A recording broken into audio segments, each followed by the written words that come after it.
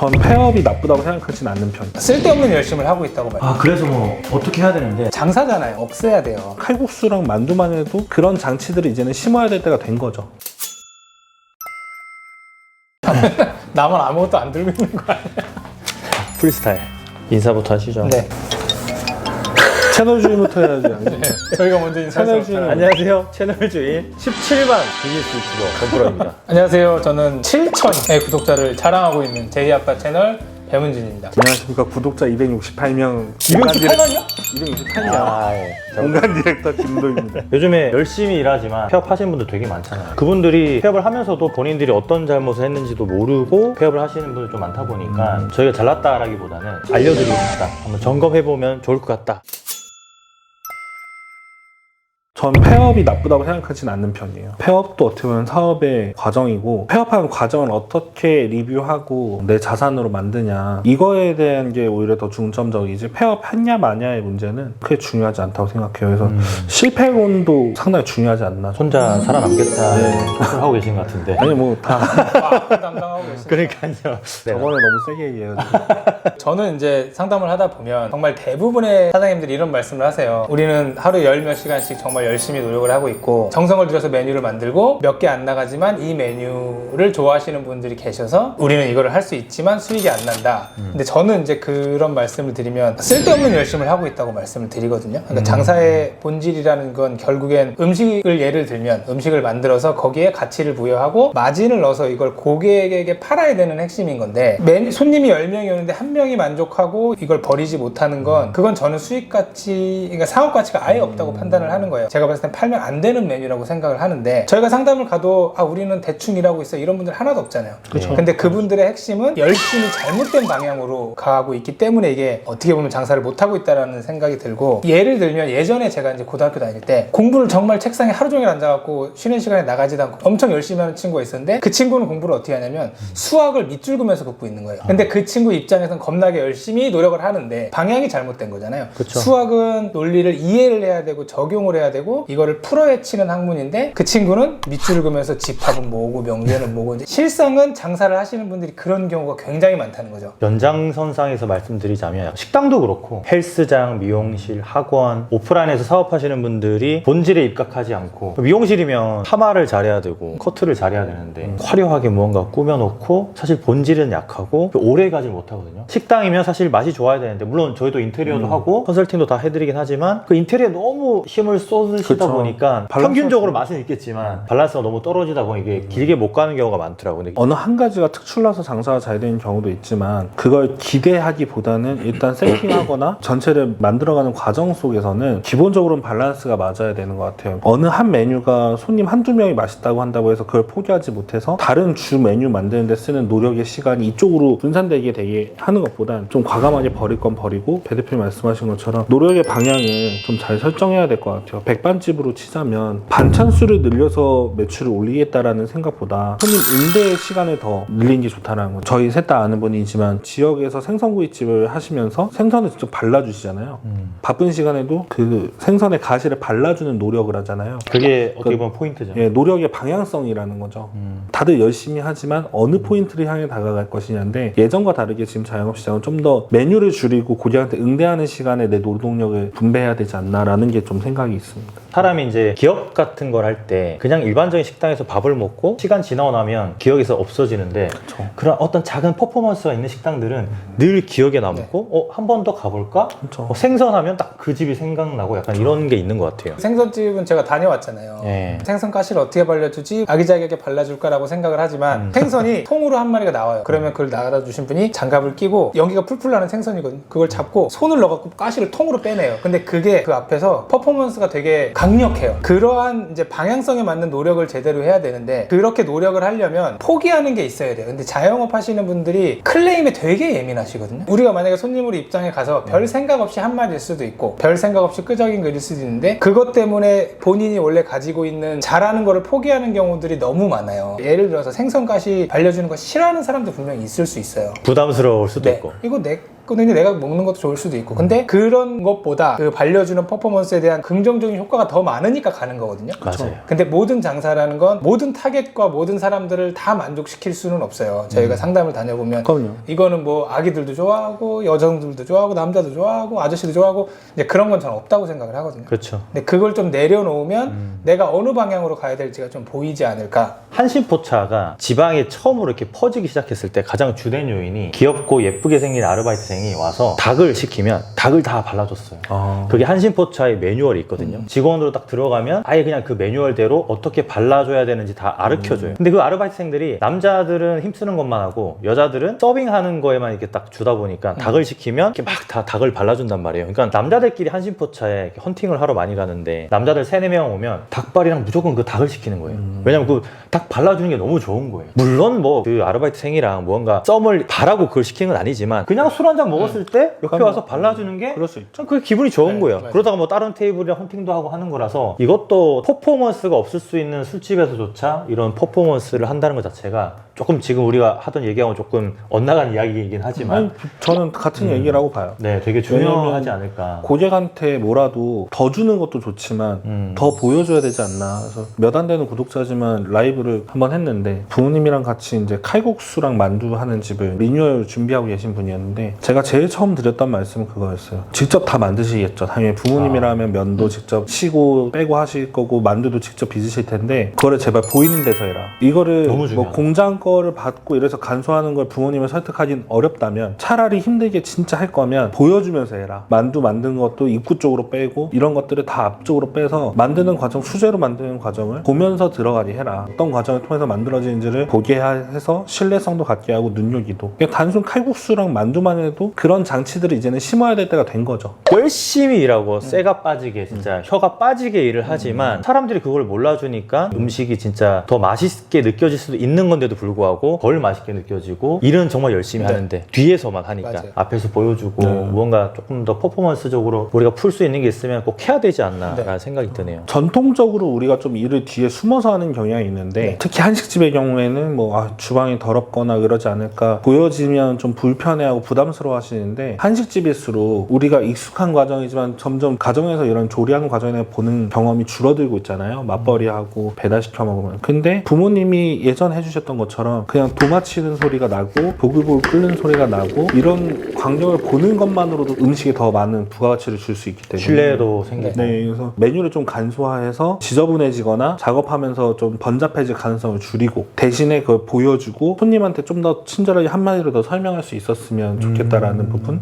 맞아. 예, 그런 부분들이 좀 노력의 방향성과 그런 게 부합되지 않을까. 그런 게 만약에 어려우실 수도 있어요. 생각의 전환이. 네. 이제 그럴 때는 좀 많은 견문을 좀 넓히시고 아니면 견문이 넓은 사람들에게 자문을 구해서 우리가 하는 노력이 어떻게 표현을 해야 될지 그 부분에 대한 준비와 연구를 하시는 것이 메뉴를 늘리거나 뭐 물건을 싸게 사기 위해서 시장에 발품을 파는 것보다 전 더 주요하다고 지금은 봅니다. 맞아. 이게 그 고정되어 있는 우리가 흔히 VMD도 많이 하고 하긴 하지만 액션으로 할 수 있는 퍼포먼스 예전에 먹튀를 팔 때 찐먹을 받아서 팔았던 때가 있었는데 안 찢어진 걸 받아가지고 알바들 이렇게 찢게 만들었어요. 그러면 그날은 먹튀 주문율이 되게 올라가요. 옆에서 막 찢고 있으니까 저거 뭐예요? 하나 주세요. 약간 시장 느낌의 그런 먹튀 파시는 분들은 좀 다들 공감하실 것 같아요. 찢고 있으면 주문이 더 많이 들어오는 거. 예, 어렸을 때 동네 골목 지나가면 밥집 앞에 가면 김치 담그느라고 앞에 다라이 빼놓은 모습 있고 시래기 널어놓으면 저 집 이제 시래기 말리고 있네. 그런 뭔가 노력과 이런 것들이 보여지는 부분들을 눈요기가 아니라 이제는 그 부분도 진정성이라고 저는 생각을 합니다. 네, 같은 맥락인데 본인이 정말 진심으로 잘하는 건 생색을 내야 된다고 생각을 하거든요. 맞아요.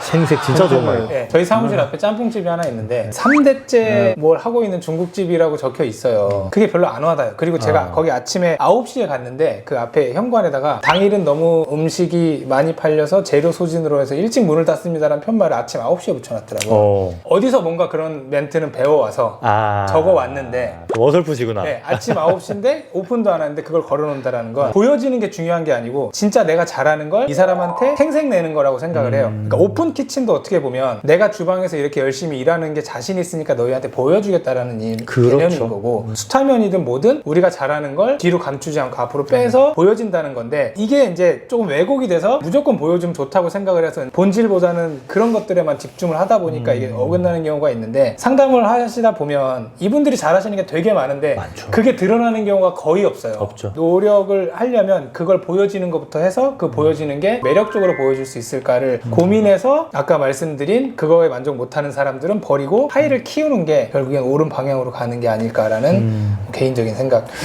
맞아, 저도 정말 깊게 동의를 하는데 최근에는 이게 부러우면 지는 게 아니라 비슷하면 지는 거다. 맞아요. 2023년 들어서 더욱이 심한 것 같은데 너무 똑같은 매장들이 많이 생기고 똑같은 업종들이 진짜 천편일률적으로 프랜차이즈화가 되다 보니까 공화춘이라고 거기는 수타면인데 초벌실처럼 수타면 만드는 거를 재면실을 앞으로 빼놨어요. 재면실 빼놓고 계속 거기서 만드는 거예요. 실제로 면을 먹어봐도 이제 기성면이랑 확실히 차이가 나고 또 고깃집들도 요즘은 거의 다 초벌집 앞에 빼놓고 맞아요. 뭐 집불로 막 훈연도 하고 하잖아요. 되게 중요하지 않나 싶습니다. 우리는 좀 생색내거나 나 이만큼 해요라고 하면 미움받는 문화가 있는 민족이잖아요. 잘난 좀- 체한다. 네, 그렇죠. 약간 네. 그러면 그런 좀 전체주의적 사고 안에 갇혀 있는 걸 좀 깰 필요가 있다라고 저는 생각을 하고 그런 사람들이야말로 지금 이제 2023년부터 이렇게 급변하고 모든 게 너무 상향 평준화되어 있는 시대에서는 삐져나와서 모난 돌이 돼서 눈에 띄어야 돼요. 특히 서울은 모든 부동산들이 개발되면서 모든 건물들이 다 밋밋하게 동일한 구조잖아요. 이런 속에서 살아남으려면 입지 전략부터도 좀 일부러 눈에 띄는 곳으로 가고 이런 것들도 한번 생각해 보실 필요는 있는 것 같아요. 사실 대표님 운영하신 리틀바콕 같은 경우도 네. 예전에는 뭐 구분상가에도 네. 들어가고 했었지만 네. 최근에는 좀 출점 전략이 좀 많이 달라졌잖아요. 네, 좀 더 기본적인 이 건물의 쉐입 자체가 조금 특이하거나 개방감을 줄 수 있거나 좀 안타까운 건 요새 너무 우리가 아파트에 사는 사람들이 많아졌잖아요. 네모에서 나와서 네모난 엘리베이터 타고 네모난 지하철 타고 네모의 꿈이네. 네모난 회사에 들어가서 네모난 책상에 앉아 있다가 네모난 아파트 상가에 가서 네모난 책상에서 밥을 먹고 이 패턴이 우리 무의식 중에 있는데 전 이걸 좀 무의식 중에 이걸 깨주는 매장이 있으면 그 매장에 갔을 때 자기가 왜 이 감정을 느끼는지는 모르겠지만 묘한 쾌감과 이런 게 있지 않을까 해서 일반적이지 않은 책상 모양이나 입구 위치나 주방 위치나 이런 것들을 너무 의외성이 없는 삶들을 우리가 다 살고 있지 않나. 이런 내용들이 저희 똑사무라고 한 달에 한 번씩 세미나를 진행하잖아요. 그쵸. 그런데 오시면은 좀 저희가 강의도- 인사이트 얻을 수 있는 그런 강의들 많이 들을 수 있으니까 음. 고정 댓글, 고정 댓글 보시면 어떻게 신청하는지 나와 있으니까 한번 참고해 보시면 좋을 것 네. 같고요. 이런 이야기 하다 보니까 또 가끔 이런 생각도 들어요. 아, 그래서 뭐 어떻게 해야 되는데 나는 이미 다 해놨어. 많이 보여주고 많이 자랑도 하고 있는데도 불구하고 손님도 없어서 좀 많이 힘들다. 어떤 게 좀 문제점이 될 수 있을까요? 물론 조금 더 광범위하게 이야기하는 거라서 저는 아까 김 대표님 말씀하신 것 중에 동의하는 게 뭐냐면 장사잖아요. 장사를 하시는 분들은 기본적으로 멘탈도 강하고 좀 억세야 돼요. 예전에 보면 아우 저 사람 장사꾼이야 그럼 되게 억세단 이미지잖아요. 그쵸, 맞아. 근데 어느 순간 장사꾼들이 되게 샤이해졌어요. 제가 예전에 회사 다닐 때 오픈을 했던 집이 있었는데 그 사장님이 장사도 막 잘하시고 앞에 나와서 막 떠들고 막 이제 이렇게 하니까 손님이 모여요. 거기만 장사 잘 되니까 주위에 장사꾼들이 나와서 팔짱 끼고 이렇게 봐요. 다음날 아침에 제가 출근했는데 누가 거기다 죽은 생쥐를 앞에다 던져놓은 거예요. 저는 똥싼 사람도 봤어요. 네, 보통 거기서 멘탈이 무너지면 저는 솔직히 장사를 할 준비가 안 됐다고 생각을 그렇죠. 해요. 그 치워내고 웃으면서 해야 되는 게 맞고 김 대표님도 아까 예를 독하게. 들었지만 제가 리틀방콕 매장에서 회의학원 앞에 이렇게 있으면 저랑 이렇게 놀다가 지나가는 사람이 손님이 아니에요. 근데 우리 매장에 한 번이라도 왔으면 내려놓고 달려가서 인사를 하고 일단 목소리 톤이 바뀌거든요. 맞아. 그리고 나서 다시 또 와서 얘기를 해요. 근데 사람들이 특히나 아파트 상가 같은 데는 그런 게 쌓이면서 이 집은 나를 알아주는구나라고 해서 오는 거거든요. 근데 아까 말씀드린 것처럼 장사를 하시는 분이 너무 많다 보니까 원래 기존에 장사하시던 분, 잘 되는 분들이나 지금이나 제가 봤을 때는 개념은 똑같아요. 억세고 정말 이 사람한테 막 약간 푸스처럼도 해줘야 되고 퍼주고 알아주고 이런 분들이 전통적으로 장사를 잘 해왔는데 말씀하신 것처럼 우리는 이미 매장도 차려있고 뭐 돈 들일 상황도 안 되고라고 하면 진짜 장사 잘 되는 분들이 어떻게 하시는지를 보고 그걸 내 매장에 내가 좀 변해서 적용을 하는 게 뭐 가장 돈 안 들이고 현실적이지 않을까. 차이하면 안 된다고 저도 늘 얘기하고 자신감 있게 우리 매장이 제일 맛있다, 뭐 내가 1등이다라는 이야기를 항상 하라고 말씀을 드리는데 그 이야기를 왜 못하냐면 진짜 내가 만든 음식이 맛있다고 본인 스스로 느끼지 못할 때는 그 이야기를 못하시잖아요. 그쵸. 그러니까 그러려면 실력을 키워서 스킬을 올려서 내가 레벨업을 하고 어디 가서 배워오든 누군가한테 뭐 전수를 받든 스스로 만족하고 내가 1등이라고 얘기할 수 있어야 되는데 아, 저 집이 저렇게 잘 나가고 저기 되게 유명한 집이 있는데 내가 1등이라고 어떻게 얘기해요? 그러면 그 집을 이기려는 방법을 알아야 되는 거죠, 어떻게 보면. 그렇죠. 음. 이런 경우도 솔직히 전반적으로 안 되면 배워야 되고 외부의 조력을 받아야 되는 경우가 있는데 이 시간까지 자기가 해왔는데 외부의 조력을 받는다는 건 실패를 인정하는 것 같다라고 생각을 해서 외부의 도움 받는 걸 꺼려하거나 상담조차 혹은 고민을 나누는 것조차 꺼려하시는 분들이 있거든요. 자존심이죠.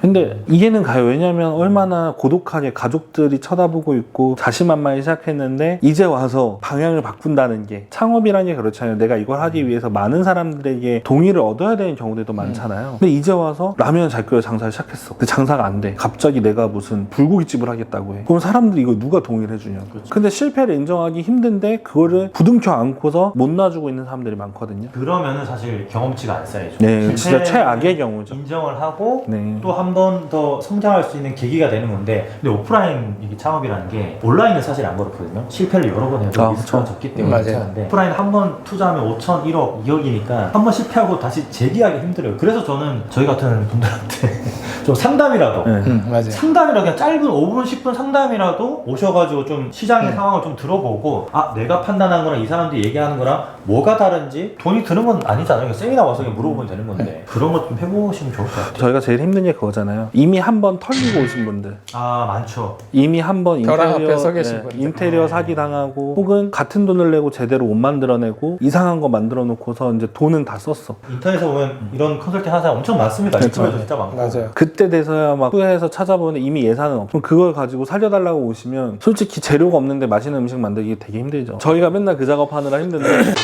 좀 더 왜 하고 있어요? 돈도 안 되는 거. 근데 반전의 매력 때문에 하는 거잖아요. 그분들의 절실함과 이런 얘기는 늘 세미나나 이렇게 오시라고 하는 얘기는 제발 시작하기 전에 오셔라.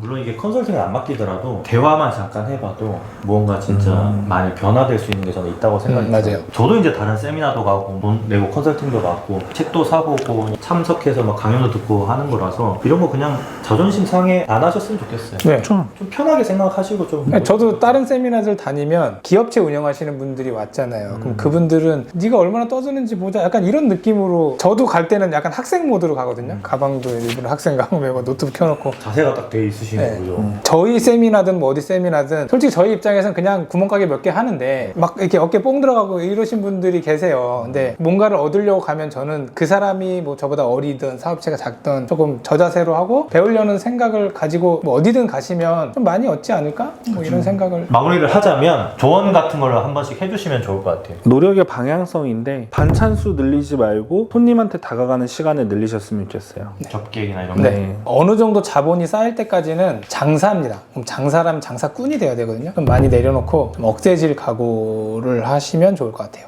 저는 일단 실력을 키우지 않고 그냥 겉으로만 카피를 한다거나 하는 건 좀 지양하시고 어느 정도 실력을 키워서 실력을 키우다 보면 차이한 게 없어져요. 맞아요. 네, 그래서 너무 이렇게 자신감 없게 하시지 마시고 실력만 키우면 되니까 그 실력만 좀 키우시면 좋을 것 같아요. 그러면 오늘은 여기서 마무리하면 돼요. 네. 고생하셨습니다. 고생하셨습니다.